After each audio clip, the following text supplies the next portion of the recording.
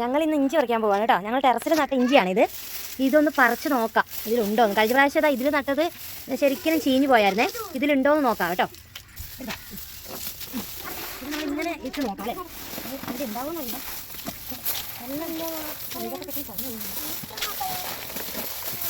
പറിച്ചിട്ട് ഇങ്ങനെ നോക്കാം.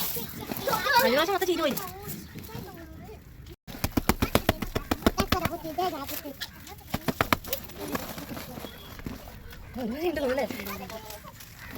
ഇനി നോക്കിയേ, ഇഞ്ചി നോക്കി.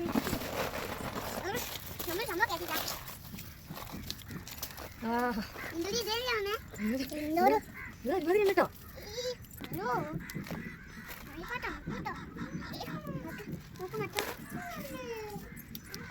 ഇഞ്ചി ഉണ്ടല്ലേ, ഇഞ്ചി ഉണ്ടല്ലേ.